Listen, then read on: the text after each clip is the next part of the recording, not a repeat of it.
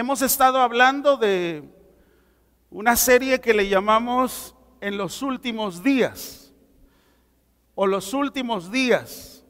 Y el día de hoy quiero tocar un aspecto que Jesús habló y creo que es muy necesario que nosotros veamos qué dice la Escritura. Fíjese lo que dice Mateo 24.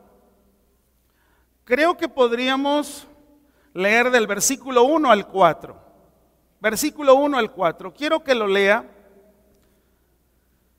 Dice: cuando Jesús salió del templo y se iba, se acercaron sus discípulos para mostrarle los edificios del templo. Respondiendo, él les dijo: ¿veis todo esto? De cierto os digo que no quedará aquí piedra sobre piedra que no sea derribada. Y estando él sentado en el monte de los olivos, los discípulos se le acercaron aparte, diciendo: dinos, ¿cuándo serán estas cosas? ¿Y qué señal habrá de tu venida y del fin del siglo? Respondiendo Jesús les dijo: mirad que nadie os engañe. Lo que acabamos de leer, hay una pregunta ahí, que en la misma pregunta, fíjate los discípulos, qué habilidad para preguntar. Hay gente que no es tan hábil para preguntar, pero ellos hicieron una pregunta con 3 preguntas ahí. Sí, una sola pregunta con 3 contenidos. Porque mire, el primero que le hicieron, dice ahí, en la pregunta: ¿cuándo serán estas cosas? En la misma pregunta le dijeron: ¿y qué señal habrá de tu venida? Tercer pregunta: ¿y del fin del siglo? Qué habilidad, ¿verdad? Qué habilidad para preguntar. Entonces vemos aquí que lo primero que Jesús les responde, fíjense cómo le responde: mirad que nadie os engañe. Todo el capítulo 24, Jesús se dedicó a responder no la primera parte de la pregunta, porque esa parte no la contestó. ¿Cuándo serán estas cosas? No la contestó. Lo que sí contestó es: ¿qué señal habrá de tu venida y del fin del siglo? Eso sí lo contestó. Eso sí lo vemos ahí encuadrado perfectamente en la Escritura. Cuando hemos estado hablando de esto, es muy necesario que nosotros veamos el contexto de todo esto que Jesús estaba enseñando. Es muy importante. Y me quiero referir solo al versículo 1 y 2. Quiero enfocarme el día de hoy a lo que tiene que ver con la religión. Durante toda esta semana, en todo el mundo, va a haber diferentes muestras de religiosidad. Va a haber diferentes muestras de apasionamiento religioso.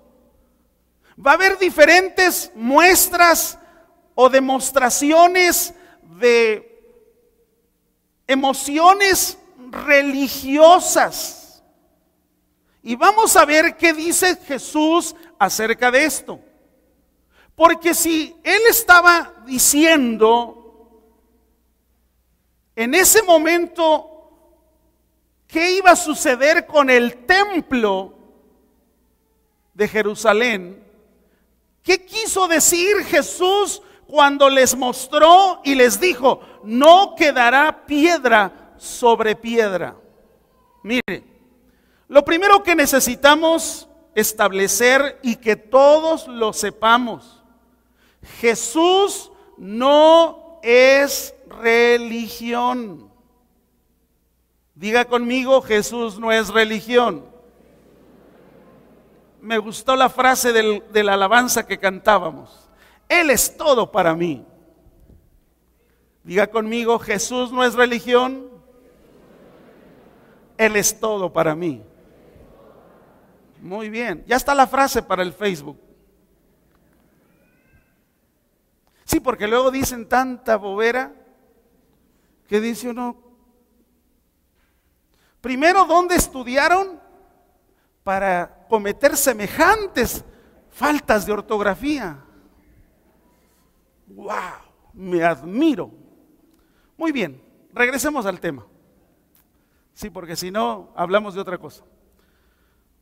Fíjese aquí que si Jesús no es religión y Jesús es un estilo de vida, ¿cuándo se convierte Jesús en nosotros en un estilo de vida? Cuando hacemos lo que Jesús hizo. Cuando obedecemos en la manera que Jesús obedeció. En ese momento, cuando nosotros observamos la Escritura y vemos sus mandamientos y vemos sus preceptos y los ponemos por obra, en ese momento Jesús deja de ser una religión y se convierte en mi estilo de vida. Quiero leer para ustedes lo que encontré en la Wikipedia hablando de la religión.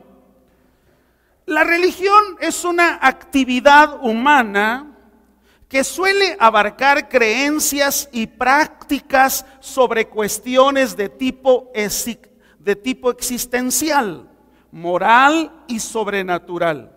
Se habla de religiones para hacer referencia a las formas específicas de manifestación del fenómeno religioso, compartidas por los diferentes grupos humanos.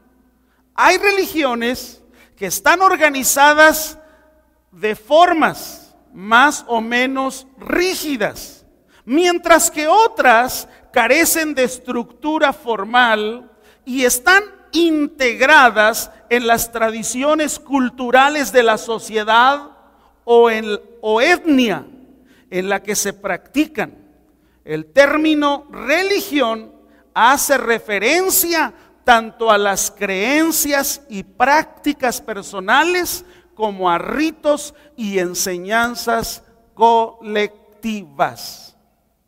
¿Qué es la religión entonces? El conjunto de normas, el conjunto de formas hechas por un hombre para ponerlas sobre los hombres. Háblese de una sociedad, háblese de un pueblo, háblese de una etnia. Es una religión hecha por un hombre. ¿Sabe una cosa? Me asombra que muchos de los hombres que crearon una religión hayan estado en algún momento en la escuela dominical de alguna iglesia. De alguna iglesia, ya sea bautista, presbiteriana, metodista, pentecostal. ¿Qué fue lo que les llevó a hacer una doctrina herética? Cuando ellos dejaron de observar la Biblia y empezaron ellos a conceptualizar con su mente las cosas que Dios había escrito. Y entonces empezaron no solamente a fundar religiones o doctrinas pseudocristianas heréticas, sino también hasta ellos mismos llamarse dioses. Por supuesto, dioses falsos. Por supuesto, ni siquiera hay un respaldo bíblico acerca de lo que ellos promueven. Pero en fin, crearon una religión. Ahora, fíjese lo que dice la Biblia aquí. desde el versículo 34. Mateo 23. Mateo 23, versículo 37. Quiero que aprendamos juntos lo que tiene que ver con la religión. Y mire cómo muchas veces nosotros, sin darnos cuenta, nos vamos desviando hacia una religión. Dice la Escritura en el versículo 37: Jerusalén, Jerusalén, que matas a los profetas y apedreas a los que te son enviados. ¿Cuántas veces quise juntar a tus hijos como la gallina junta sus polluelos debajo de sus alas y no quisiste? He aquí vuestra casa os es dejada desierta, porque os digo que desde ahora no me veréis hasta que digáis: bendito el que viene en el nombre del Señor. Fíjese cómo está ahí el antecedente. Jesús se acerca a la ciudad no entendió el tiempo de su visitación. La ciudad, con todas las personas que habitaban en ella, tenían su religión. Y a pesar de que Jesús llegó con ese amor que lo mostró en la cruz, este grupo de personas, esta ciudad, no quiso oír la voz del Señor. Por eso Él exclamaba, Él le dolió, Él hizo un lamento sobre lo que estaba viviendo la ciudad. Y le dijo: Jerusalén, yo lo quise hacer, tú no quisiste. ¿Cuántas veces de la misma manera ahora el Espíritu Santo está clamando a nuestro alrededor y ahora es por nuestro nombre? Porque Él tiene planes, porque Él tiene pensamientos buenos acerca de vosotros, dice el Señor. Sin embargo, nosotros, cuando estamos metidos en nuestras formas de pensamiento, en nuestras formas de llevar a cabo una supuesta religión, ¿cuántas veces dejamos de escuchar lo que Dios nos habla a través de la palabra? Ahora, mire, versículo 1. Voy a Mateo 24, versículo 1 y 2. Dice la Biblia: cuando Jesús salió del templo y se iba, se acercaron sus discípulos para mostrarle los edificios del templo. Respondiendo, Él les dijo: ¿veis todo esto? De cierto os digo que no quedará piedra sobre piedra que no sea derribada. 3 evangelios tocan el mismo punto. El evangelio de Marcos lo toca en el capítulo 13 y mire lo que dice: saliendo Jesús del templo, le dijo uno de sus discípulos: Maestro, mira qué piedras y qué edificios. Y Jesús respondiendo le dijo: ¿ves estos grandes edificios? No quedará piedra sobre piedra que no sea derribada. También el evangelista Lucas lo toca, en capítulo 21, versículos 5 y 6. Dice: y a unos que hablaban de que el templo estaba adornado de hermosas piedras y ofrendas votivas, dijo: en cuanto a estas cosas que veis, Días vendrán en que no quedará piedra sobre piedra que no sea destruida. Me gusta algo que está en el relato bíblico. Dice, cuando Jesús salió del templo y se iba, se acercaron sus discípulos. Mire qué interesante figura aquí encontramos. Jesús deja el templo, pero no deja a sus discípulos. ¿Cuál es la diferencia de que Jesús esté en el templo? ¿Cuál es la diferencia de que Jesús esté en el templo y que Jesús no esté en el templo? Mucha diferencia. Cuando Jesús no estaba en el templo, había mercaderes, había cambistas, había desorden. Y él tuvo que llegar y poner orden en la casa de oración o en la casa de Dios. Fíjese cómo dice la Escritura. Entonces, cuando vemos aquí la referencia bíblica de cómo Jesús deja el templo, pero no deja a sus discípulos, entonces aquí debemos asegurarnos de que Jesús, si Él dijo, yo estaré con vosotros, está con toda seguridad con nosotros. ¿Cuántos lo creen? Se lo explico de esta manera. Si usted usa un celular y usted va a un lugar donde no hay señal telefónica o señal de internet, usted está buscando el mejor lugar para que haya recepción. Y usted dice, no tengo señal. Y quizás algo sucedió a pesar de que tiene un paquete incluido con señal. ¿Por qué no hay señal? No lo sé. Usted está buscando la señal.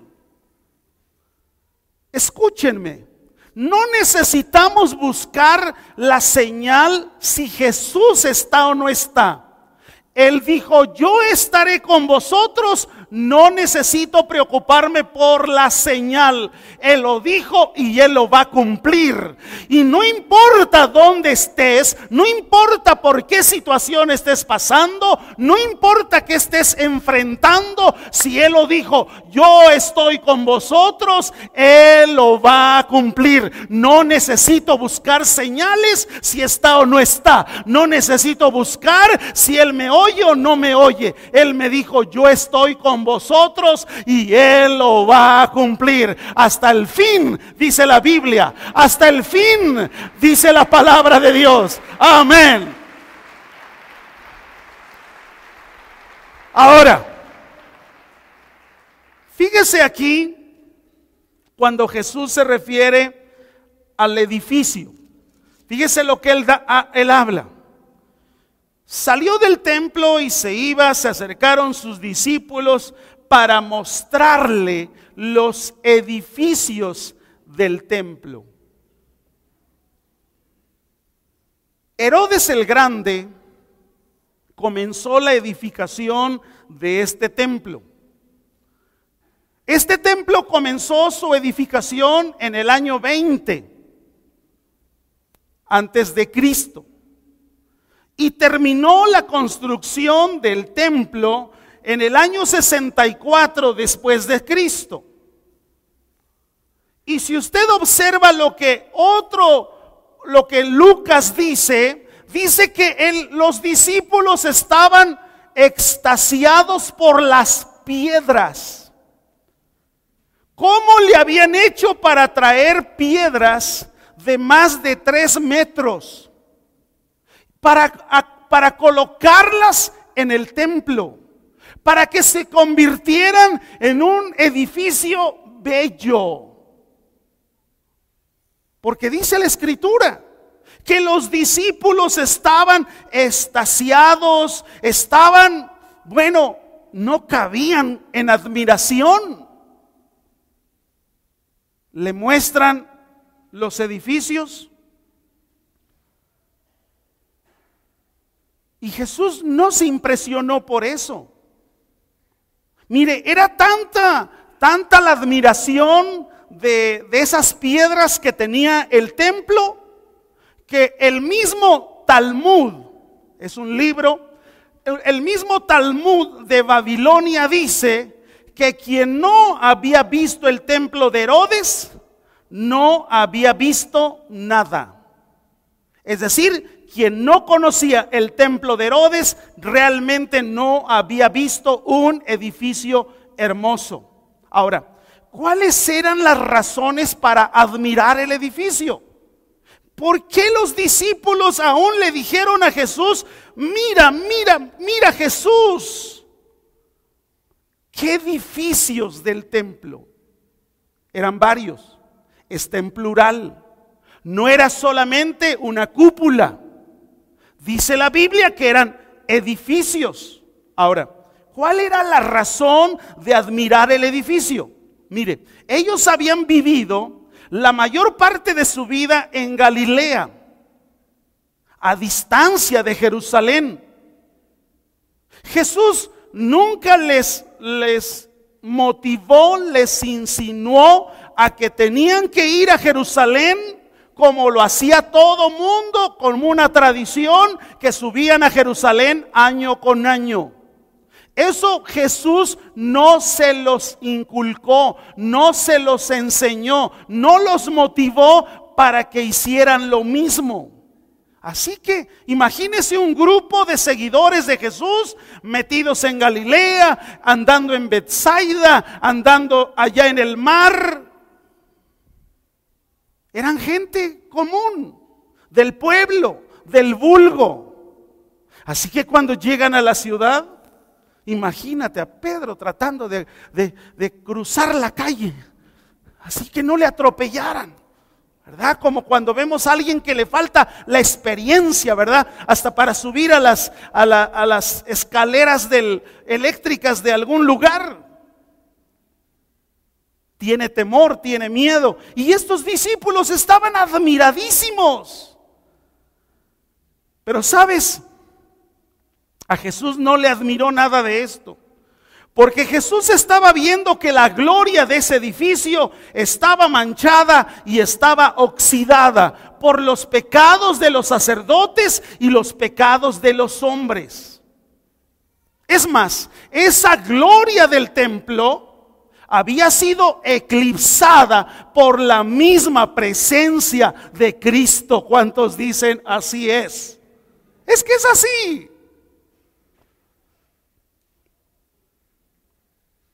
Una razón más también para admirar el edificio, pues es que en cierto modo los discípulos trataron como de disuadirlo, que cambiara lo que había sentenciado Jesús sobre ese edificio, que Jesús retirara su sentencia. Así que le dijeron: Jesús, pero ¿cómo que se van a caer? ¿Cómo que los van a destruir si están bien bonitos?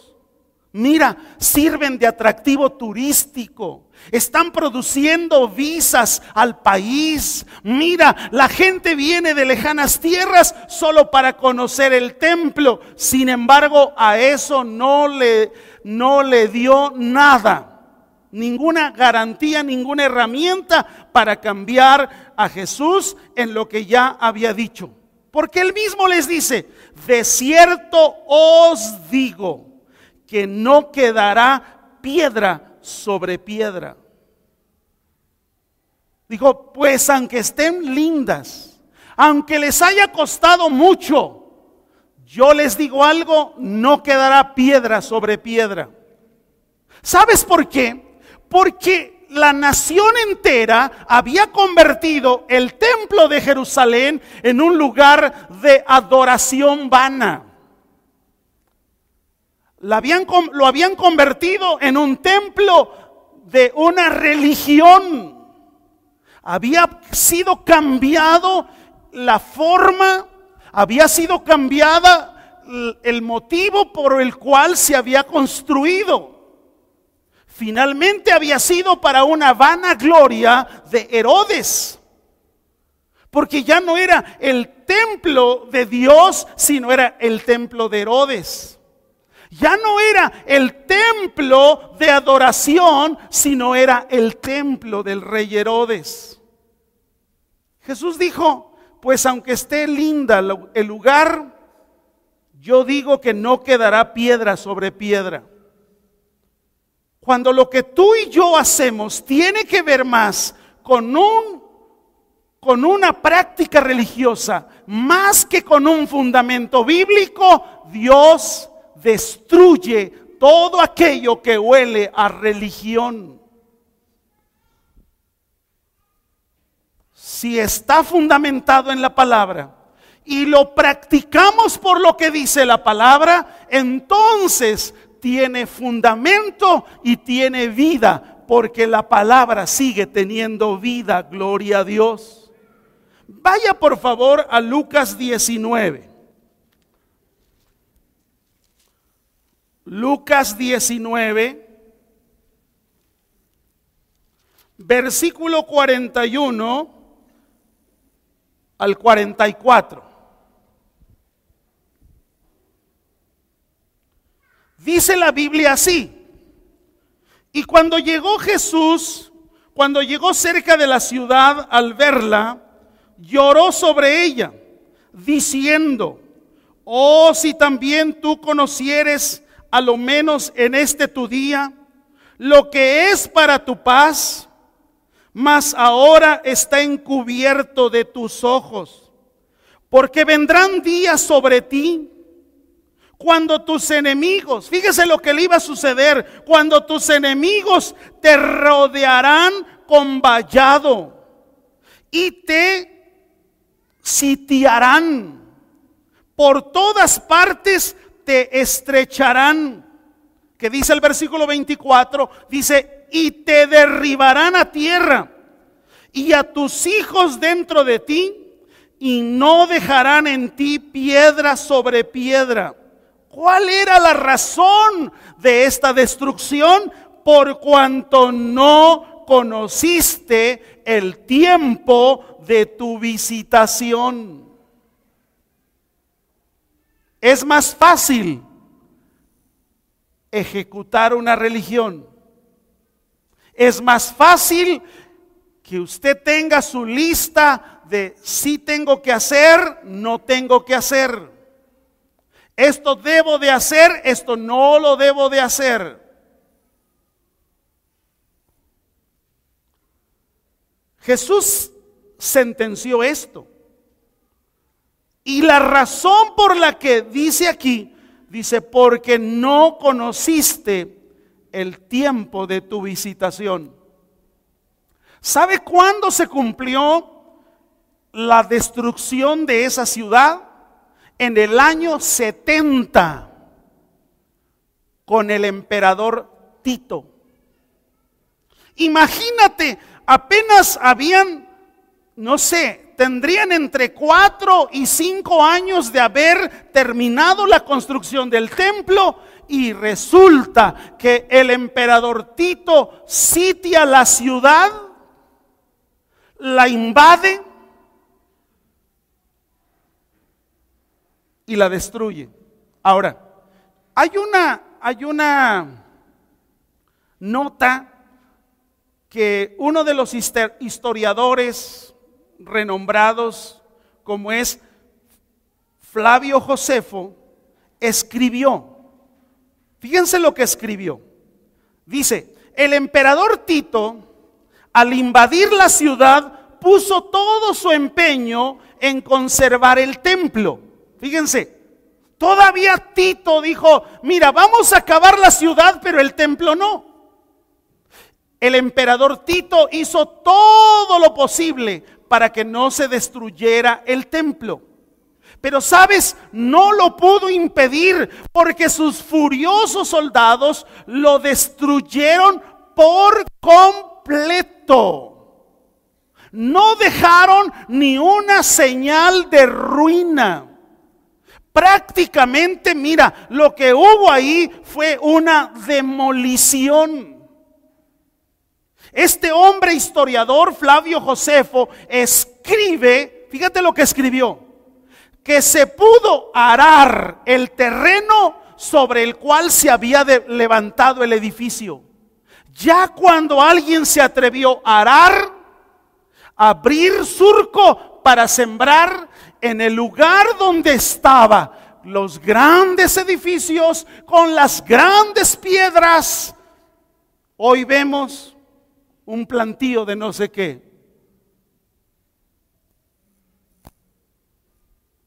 ¿Qué hizo? ¿Qué sucedió con esto?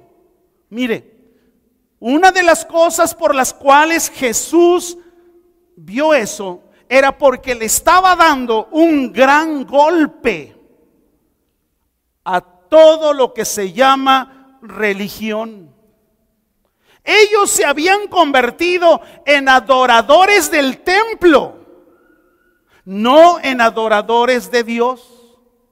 Puede ser que el lugar donde estamos, que es un lugar que lo recibimos con gratitud de Dios. Ahora, cuando esto sucedió, la verdad es que Jesús descubrió en sus mismos discípulos que estaban orgullosos de sus edificios, porque los edificios eran edificios suntuosos. Y Jesús al final, Él estaba viendo un templo que había sido hecho por manos humanas. Y Jesús quería dejar claro que Él no habitaría en un templo hecho por manos humanas, sino lo que Jesús veía es que más adelante lo que Él iba a concluir con el sacrificio en la cruz es que en cada corazón Él quería vivir, no en un templo, sino ahora en tu vida, en mi vida, en el corazón, que ahora somos templo y morada de Dios para la gloria del Señor. Amén, amén, amén. Imagínese. Si Jesús solo viviera en el templo, seríamos los seres más miserables. Pero cuando la revelación de la palabra llega y dice que tú y yo somos el templo de Dios, entonces Él habita, Él mora y está con nosotros, entre nosotros, y Él nos guiará a tierra de bendición siempre. Aleluya. Pero si lo magnificamos, nos podemos equivocar. Ahora, me llamó la atención lo que dice el Evangelio de Lucas. Quiero que regrese ahí. Lucas 21. Lucas 21.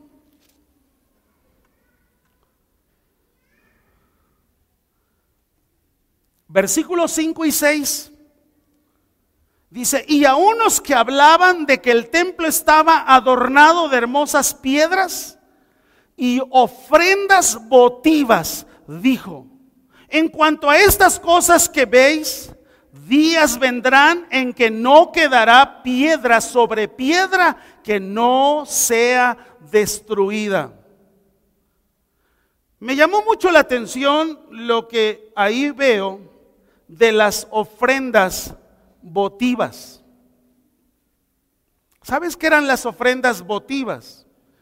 Eran las ofrendas ofrecidas, las ofrendas expiatorias, las ofrendas dedicadas, las ofrendas comprometidas, las ofrendas juradas. Pero muchas de esas ofrendas no eran sino en especie. Así que dentro del mismo templo de Herodes había cosas colgadas. Ya nada más faltaba que le pusieran a cada ofrenda votiva: doy gracias a Dios por el milagrito que me hizo. Eso era lo que sucedía. Había ofrendas votivas. Es decir, la gente llegaba con su ofrenda, pero muchas de ellas eran comprometidas, muchas de ellas eran juradas, otras eran dedicadas. ¿Qué tipo de ofrenda? Le pongo un ejemplo. Usted tiene a alguien que le debe no sé cuánto de dinero. Usted viene y me dice: pastor, mira, fíjate que fulano de tal me debe tanto. Ya lo demandé, no me quiere pagar. Quiero que por favor ore por esta situación. Y yo quiero decirle algo, que si cobro esa gran deuda, yo le voy a traer una ofrenda. Fíjate, prometida, ofrecida, jurada, espiada. ¿Cómo? O si alguien viene y dice: mira, aquí está esta letra de cambio, pastor, cóbrela. Y si la cobra, pues que sea para el templo.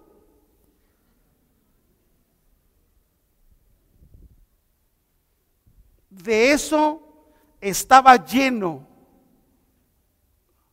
el templo de Herodes. Por eso Jesús dijo: no quedará piedra sobre piedra. Lo que Jesús quiso decirles a todo el mundo: su religión apesta. Sus pecados del pueblo y de los sacerdotes llegaron a lo máximo. No lo soporto. Y no creas que la religión así de simple se mata. No, amados, no. Quiero que vea, por favor, le voy a llevar a otro ejemplo de cómo Jesús tiene una conversación con una mujer que tiene religión. No tiene a Dios, tiene religión. La gente que tiene religión, mire, se muere por su religión, pelea por su religión, se enoja por su religión. Quiero que vaya por favor a Juan, capítulo 4, versículo 9.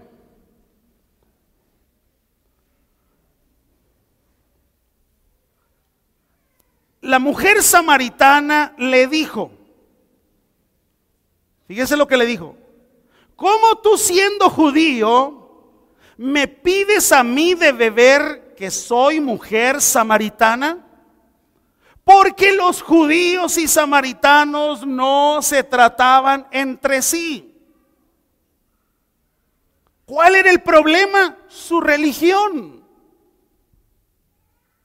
Los samaritanos, en una forma libre, ellos no pensaron en Jerusalén como el lugar de adoración, sino ellos vieron un monte, medio leyeron lo que decía la Torah, los 5 primeros libros de la ley, y dijeron: mira, la adoración se tiene que hacer en un monte, así es que hay un monte. ¿Dónde hay un monte? Ahí está el monte. Y los samaritanos consagraron ese monte para su adoración. Así que mientras los samaritanos tenían su monte, los otros tenían su templo. Y ahora encontramos una reunión de una mujer religiosa. No tenía la vida de Jesús, pero tenía religión. Hay gente que tiene religión, pero no conoce la vida de Jesús. Qué bueno que se pone atención. La semana pasada alguien un poco molesta, pidiendo oración o que hiciéramos oración de algo que ni entendíamos. Yo dije: bueno, pero explíqueme. Y en una forma muy inconforme, ella dijo: ya lo sé, que no soy ni su prima. O sea, se le quedó grabado lo que yo había dicho cuando nos llaman hermanos separados y cuando yo dije: ni primos somos.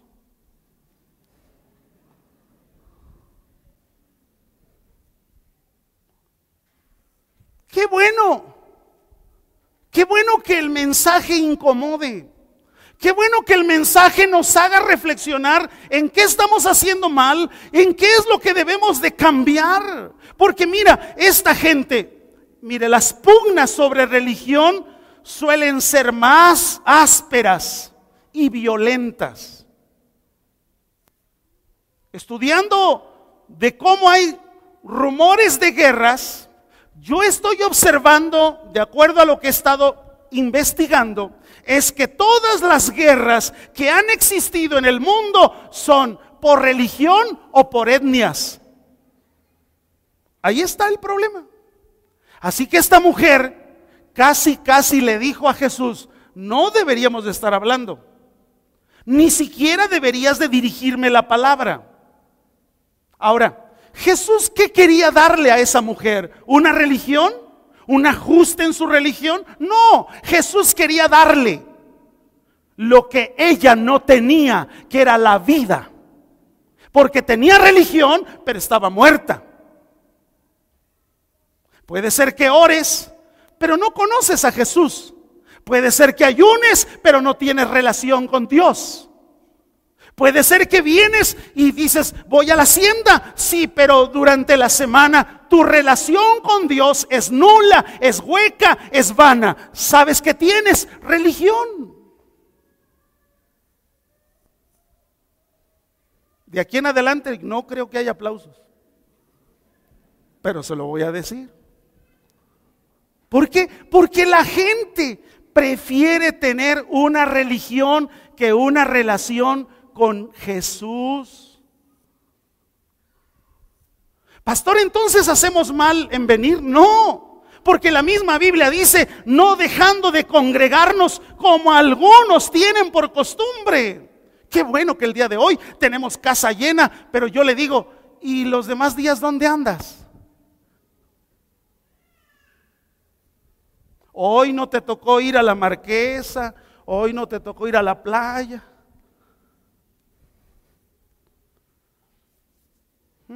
Se pone interesante esto.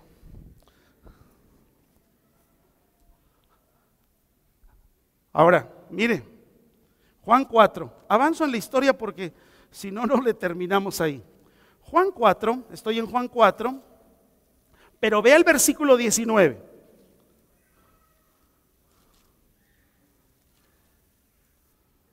Juan 4. Las formas de religión, hermanos, nos llevan a ser hasta intolerantes. En muchos sentidos.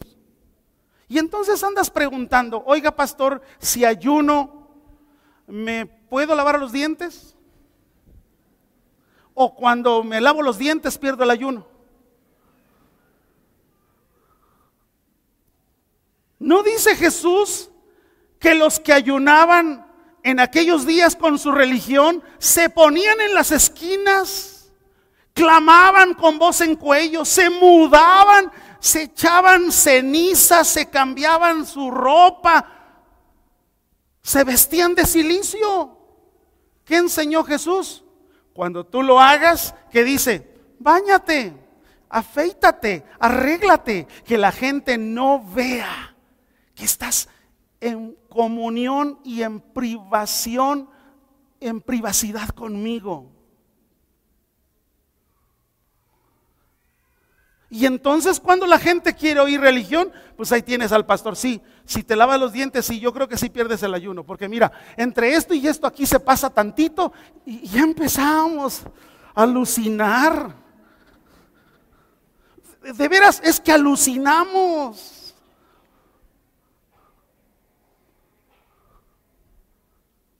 Oiga, ¿como de qué tamaño debe ser la falda que debo de usar? Mira, debe ser del tamaño que tu marido te dé permiso. ¿Qué pensaste, verdad? Que te iba yo a decir las... No, es de las medidas que te dé permiso tu marido. Ay, pero que como que no me queda claro, se lo pongo de otra manera. ¿De qué tamaño está tu falda? ¿De qué tamaño está tu vestimenta? ¿De qué tamaño está tu escote? Del tamaño que esté la presencia del Espíritu Santo en tu vida. Ah, eso estuvo grueso. Y no lo traigo en el mensaje. Démosle un buen aplauso a él, porque él fue el que lo... ¡Sí, claro!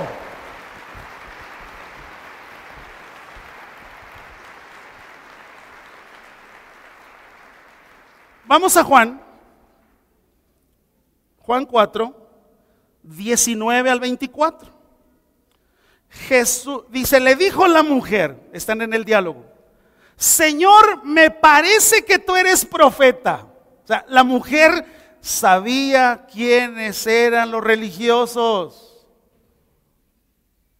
La mujer sabía religión. A la mujer nadie le iba a enseñar religión. Pero imagínese con mucha religión, pero con 5 maridos y el que hoy tienes no es ni tu marido. Con mucho canto, mucha adoración, mucha danza. Ajá, y no eres responsable, no cuidas a tu familia, no estás laborando. Ay, mañana, es que hay tanta delincuencia, pastor, que había de ver. Por eso no voy, porque mire, hay leones en las calles. La Biblia dice que quien no provee para su propia casa es peor que un gentil. Ah, pero tenemos religión. Esta mujer sabía religión. Y dice el versículo 20, nuestros padres adoraron en este monte. Y vosotros decís que en Jerusalén es el lugar donde se debe de adorar. Fíjate, la lucha, el problema. Jesús le dijo, mujer, créeme. Ella pensaba que Jesús le iba a decir, mira, yo te recomiendo que vayas a Jerusalén. No, Jesús mira lo que le dijo. Mujer, créeme, que la hora viene cuando ni en este monte ni en Jerusalén adoraréis al Padre. Vosotros adoráis lo que no sabéis. Nosotros adoramos lo que sabemos, porque la salvación viene de los judíos. Mas la hora viene, y ahora es, cuando los verdaderos adoradores adorarán al Padre en espíritu y en verdad, porque tal es el Padre, tales adoradores busca que le adoren. Dios es espíritu, y los que le adoran en espíritu y en verdad es necesario que le adoren. Jesús y la mujer samaritana, hablaba ella del lugar que tenía a su favor, y ella hablaba hasta de la antigüedad, hablaba de la tradición y hablaba de que no había habido interrupción en ese monte de adoración. ¿Por qué? Porque los samaritanos se creían libres para adorarle en un lugar que no fuese la capital de Judea, que era Jerusalén. Ahora mire, ¿qué sucedió?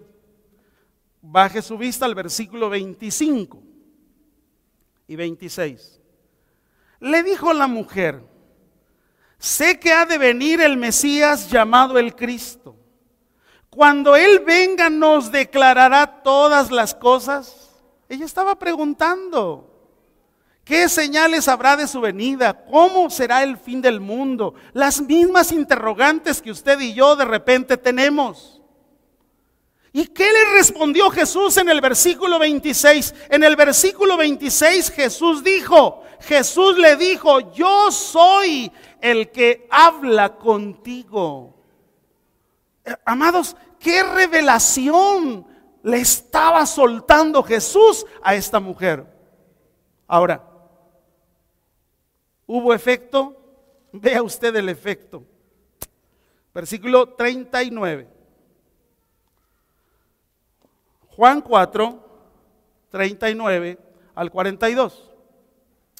Y muchos de los samaritanos de aquellos días creyeron en él, fíjese, por la palabra de la mujer. Oiga, de mujer viviendo en desorden a evangelista. de mujer viviendo en lo peor, ahora Dios la está usando para algo grande. ¿Cuándo ella decidió, o cuándo fue posible que ella fuera usada? Cuando dejó su religión. La religión nos enmarca con tantos dogmas. Cuidado, porque puede ser que aún viviendo nosotros nuestro cristianismo estemos más metidos en religión que en la vida natural y sobrenatural de Jesús. Y dice que creyeron al testimonio de la mujer. ¿Cuál fue el testimonio de la mujer? Me dijo todo lo que he hecho. Esa fue toda su predicación. Para aquellos que están diciendo, es que pastor, a mí no se me pega nada, ni un texto me sé. Mire toda su predicación de la mujer. Me dijo todo lo que he hecho. Y como todo mundo sabía lo que ella había hecho, dijo, no, pues entonces sí debe ser profeta, Entonces sí debe ser profeta, porque ya para que te haya puesto en ese sentido, ¿verdad? Dice el versículo 40. Entonces vinieron los samaritanos a él y le rogaron que se quedase con ellos. ¿Cómo? Pues no, que no se podían ver. ¿Cuál fue la diferencia? Dejaron su religión. Y se quedó ahí 2 días. Y creyeron muchos más por la palabra de él. Y decía a la mujer, ya no creemos solamente por tu dicho, porque nosotros mismos hemos oído y sabemos que verdaderamente este es el Salvador del mundo, el Cristo. Aleluya. Dele una ofrenda de palmas a Él. Aleluya.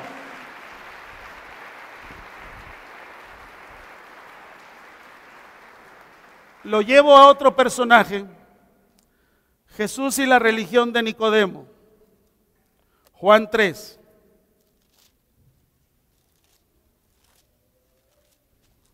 Por eso les acabó el templo, hermano.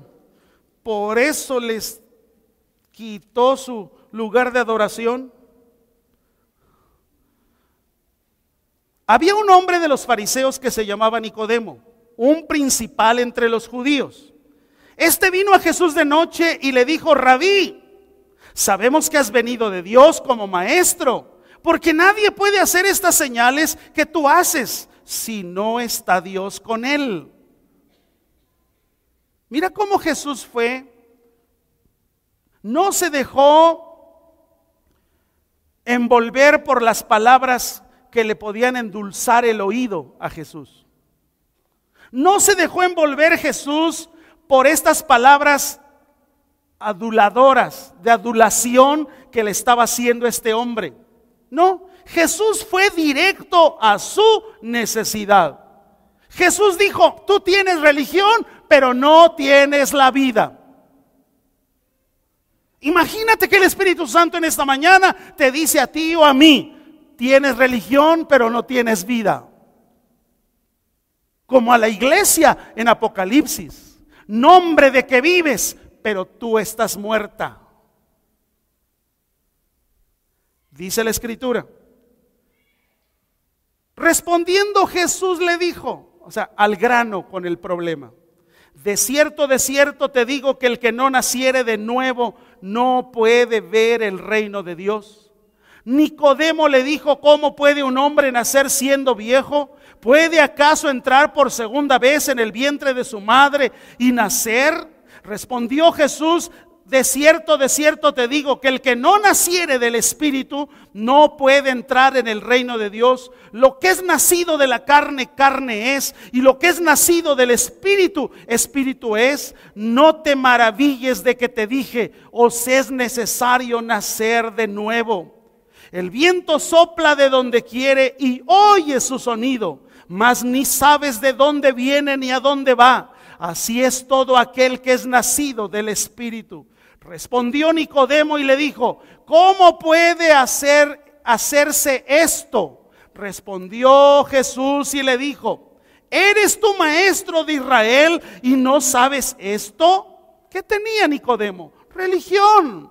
De cierto te digo, que lo que sabemos hablamos, y lo que hemos visto testificamos, y no recibís nuestro testimonio. Si os he hecho cosas terrenales y no creéis, ¿cómo creeréis si os dijere las celestiales? Nadie subió al cielo, sino el que descendió del cielo, el Hijo del Hombre que está en el cielo. Y como Moisés levantó la serpiente en el desierto, así es necesario que el Hijo del Hombre sea levantado, para que todo aquel que en él cree no se pierda, mas tenga vida eterna. Le dio el mensaje de salvación. No era por repetir una oración, sino era por nacer de nuevo. No era por repetir una oración, sino era por vivir el nuevo nacimiento a través de los frutos dignos de arrepentimiento. Era principal entre los judíos, pero no tenía la vida de Jesús. Jesús fue directo, no le habló. Jesús le habla de su necesidad, no de sus curiosidades religiosas. Él nos quiere hablar acerca de nuestra necesidad, no de lo que nosotros curiosamente queremos saber. Llegará el día en que sabremos todo. Llegará el día en que tendremos las respuestas de todo. Lo que ahora Él quiere a través del Espíritu Santo es que tú y yo tengamos esa relación con Él.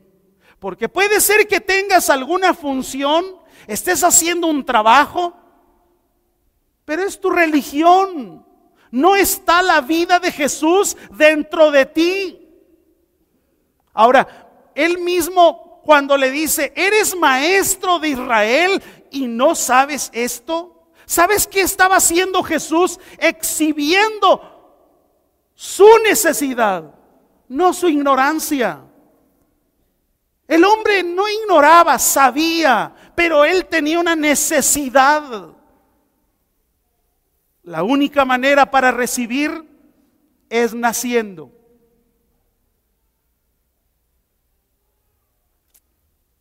¿Cómo es el nuevo nacimiento?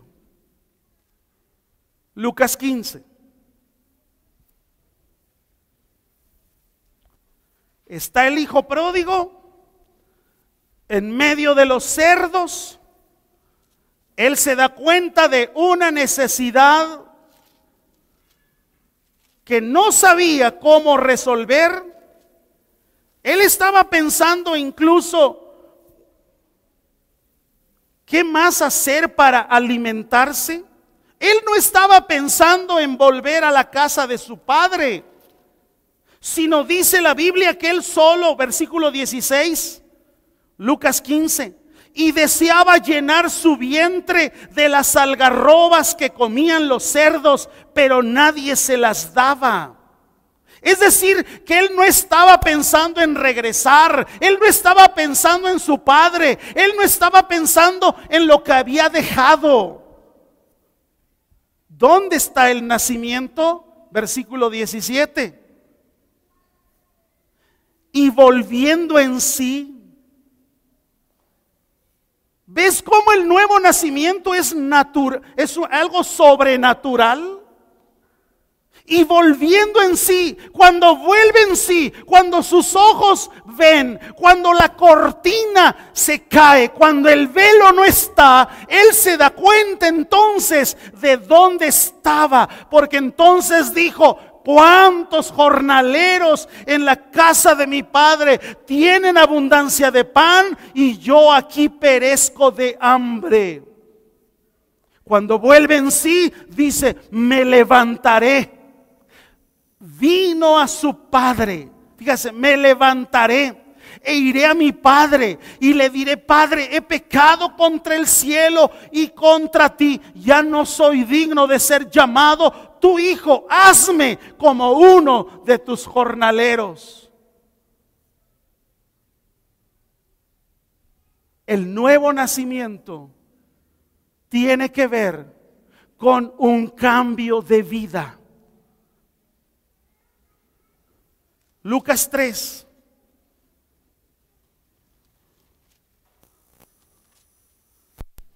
Versículo 10 en adelante. Juan el Bautista está predicando. Versículo 10 dice, y la gente le preguntaba diciendo, entonces, ¿qué haremos? Una de las cosas que viene cuando nosotros oímos las buenas nuevas de salvación, el evangelio, es ¿qué voy a hacer?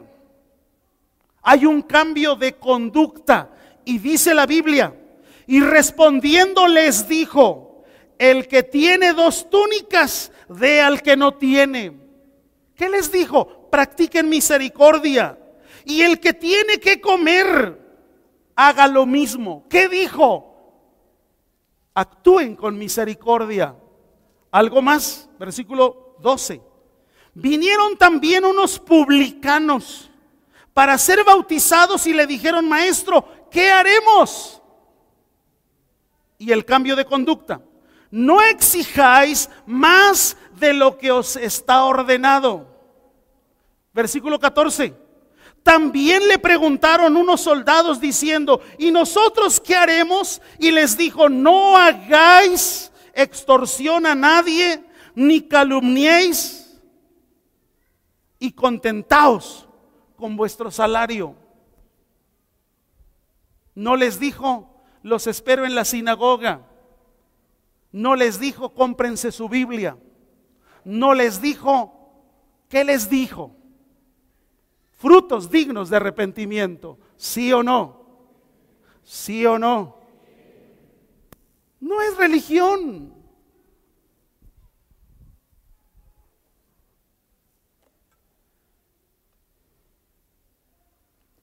Esto último, hermano. Deuteronomio 34.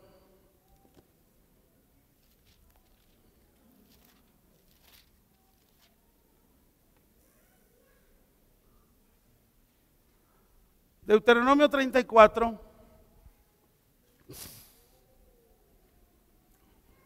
versículo 1 al 8. Ponga mucha atención. Subió Moisés de los campos de Moab al monte Nebo, a la cumbre del Pisga que está enfrente de Jericó.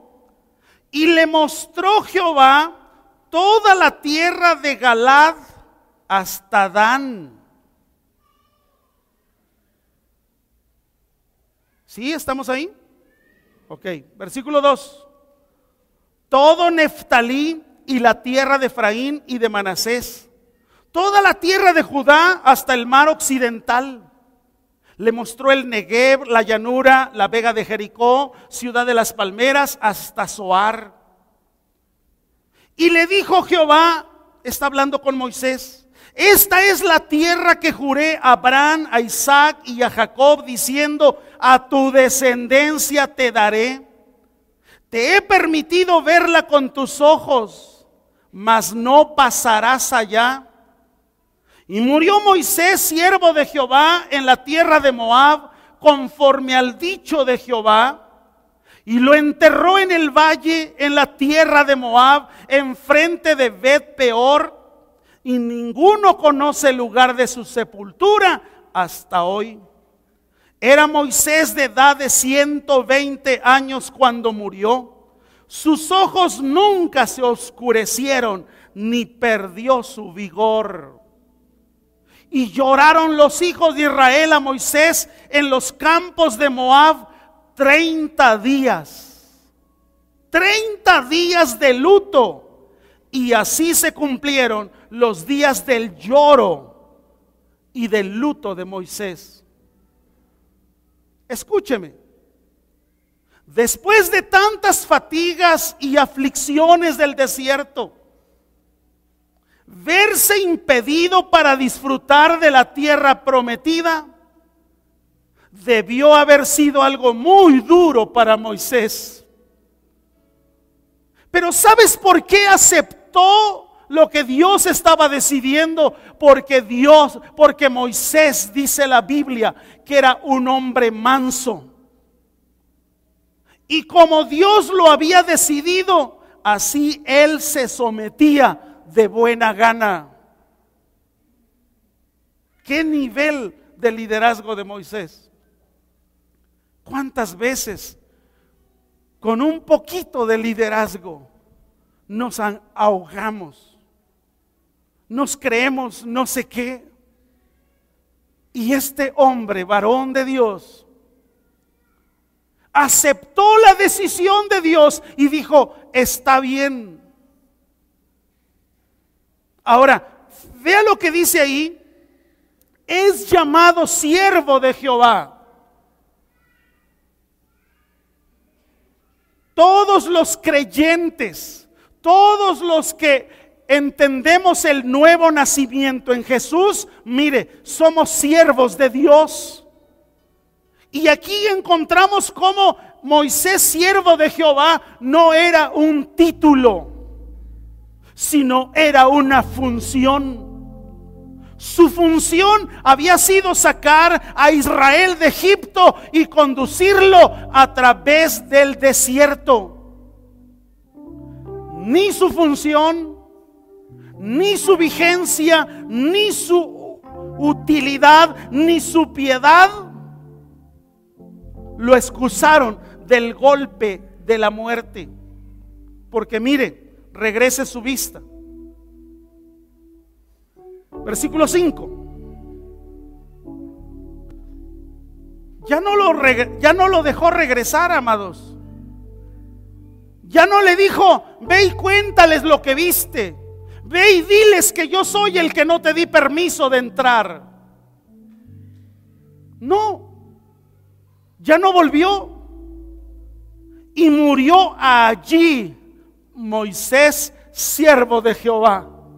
¿Te puedes imaginar a un hombre no con religión, sino con vivencia de Jesús, pararse al frente de la tierra prometida y oír de Dios: pero tú no vas a entrar, Moisés?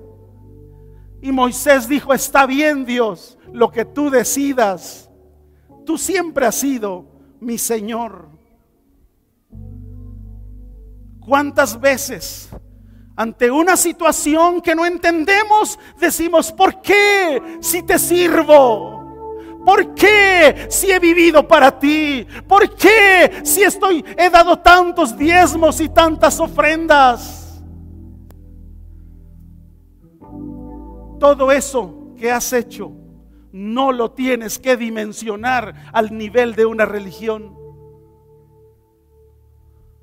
La Biblia dice que Moisés murió ahí. Pero me llama más la atención algo. Versículo 6.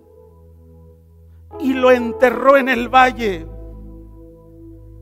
O sea, Dios mismo lo enterró.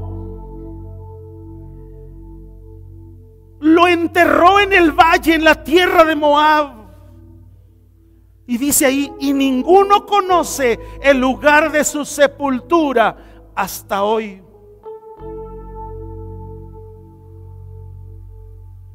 Los siervos de Dios, los siervos, diga conmigo: yo soy un siervo de Dios. Cuidado con lo que dijo. Los siervos de Dios mueren por 3 razones: para descansar de sus labores.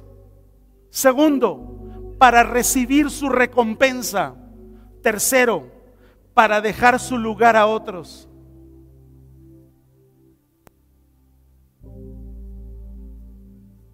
Qué interesante cuando sabes y cuando se tiene el conocimiento de eso.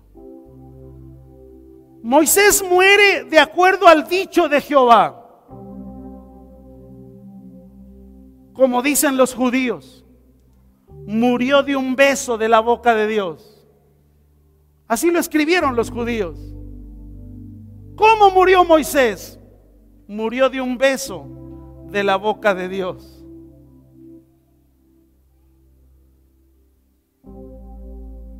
¿Te puedes imaginar a Jesús en el último momento decirle al Padre: Padre, en tus manos encomiendo mi espíritu? Y darle al Padre el beso. ¿Te puedes imaginar a Esteban viendo los cielos abiertos y cuando está muriendo: Padre, en tus manos encomiendo mi espíritu? Dime tú si no ese es un beso de Dios.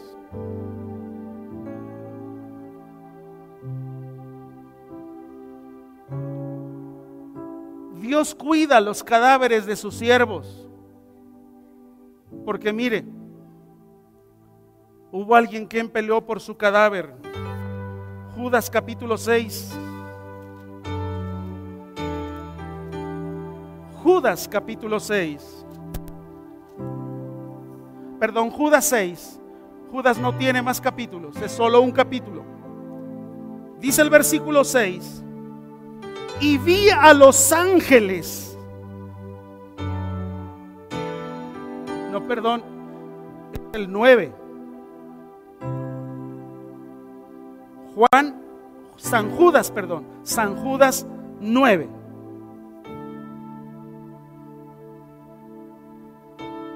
Es el penúltimo libro de la Biblia, antes de Apocalipsis. Lo leo para usted, versículo 9.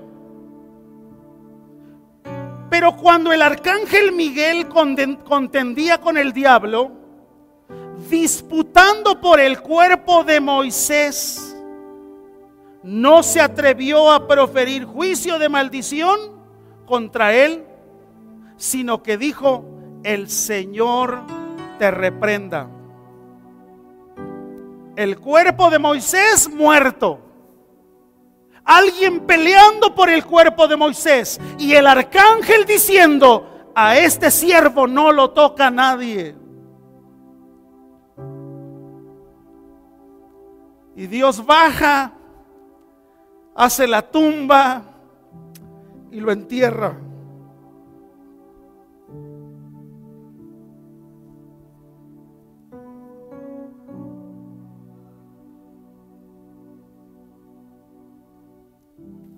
Dios le quería otorgar este honor a Moisés de sepultarlo él mismo. Surge una pregunta, ponga atención. ¿Por qué Dios ocultó el lugar de la sepultura? Hay una pregunta. ¿Por qué Dios ocultó el lugar de la sepultura? ¿Sabes por qué?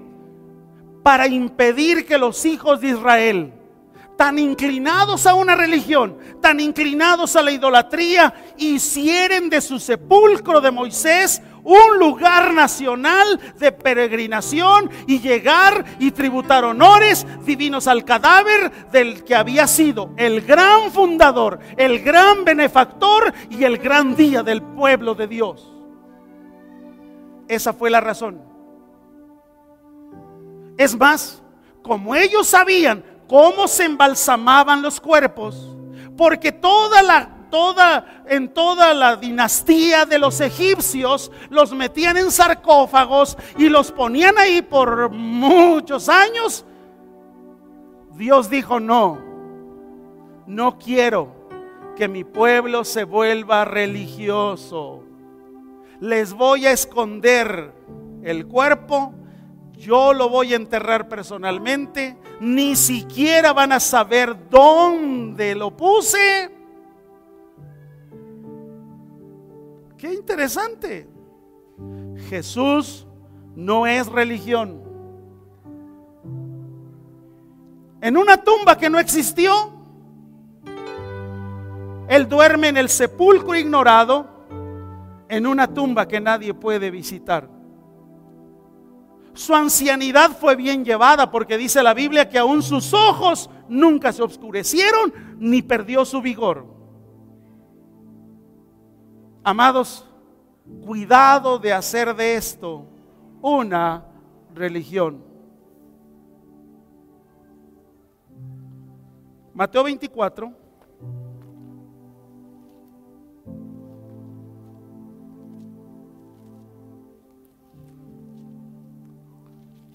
Versículo 3.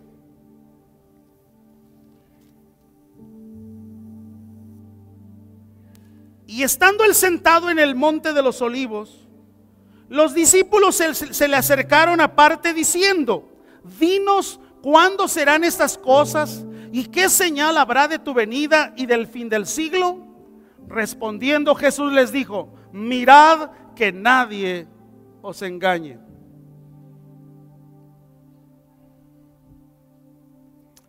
Espero compartir con ustedes esto el próximo domingo. Póngase de pie.